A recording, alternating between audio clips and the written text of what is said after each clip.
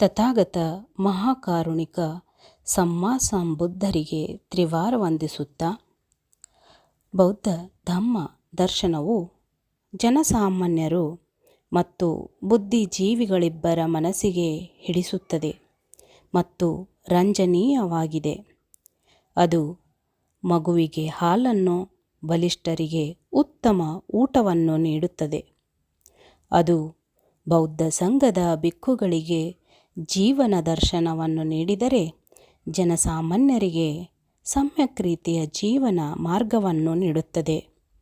ಅದು ಎಲ್ಲಕ್ಕಿಂತ ಮಿಗಿಲಾಗಿ ಒಂದು ವಿಶಿಷ್ಟವಾದ ಜ್ಞಾನೋದಯದ ಮಾರ್ಗವನ್ನು ನಿರೂಪಿಸುತ್ತದೆ. ಬನ್ನಿ,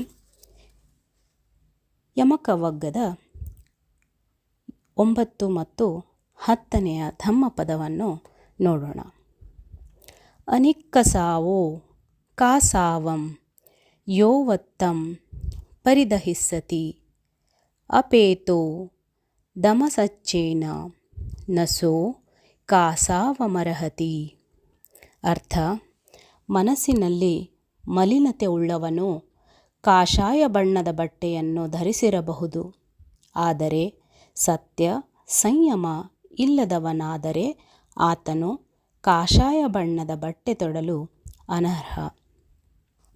ಯೋಚ ವಂತಕಸಾವಸ್ಸ ಶೀಲೇಸು ಸುಸಮಾಹಿತೋ ಉಪೇತೋ ದಮಸಚ್ಚೇನ ಸವೇ ಕಾಸಾವ ಮರಹತಿ.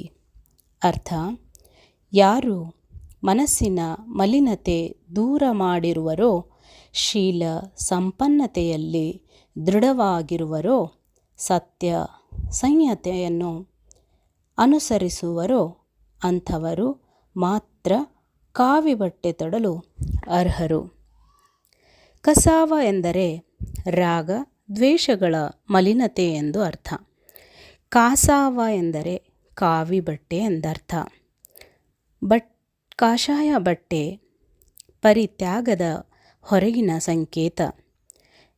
ಭಿಕ್ಕುಗಳ ಬಟ್ಟೆಗಳಿಗೆ ಕಾವಿ ಬಣ್ಣವನ್ನು ಹಚ್ಚಿ ಅವುಗಳನ್ನು ಮೌಲ್ಯವನ್ನಾಗಿ ಮಾಡಲಾಗಿದೆ. ಕಾಷಾಯ ಬಟ್ಟೆಯು ಅಂತರಂಗದ ಪರಿಶುದ್ಧಿ ಇಲ್ಲದಿದ್ದರೆ ಪವಿತ್ರ ಜೀವನದ ಬಹಿರಂಗದ ಸಂಕೇತಗಳಿಗೆ ಯಾವುದೇ ಮಹತ್ವವಿಲ್ಲ. ಮತ್ತೊಂದು ಸಂದರ್ಭದಲ್ಲಿ ಬುದ್ಧ ಭಿಕ್ಕುವಿನ ಹೊರಗಿನ ಬಟ್ಟೆಗಳ ಪರಿಗಣನೆಯಿಲ್ಲದೆ ಒಬ್ಬ ಚಿತ್ತಶುದ್ಧಿಯ ವ್ಯಕ್ತಿಯು ನಿಜವಾಗಿ ಒಬ್ಬ ಆದರ್ಶ ಭಿಕ್ಕುವಾಗಿರುತ್ತಾನೆಂದು ಹೇಳಿದ್ದಾರೆ. ನಮೋ ಬುದ್ಧಾಯ.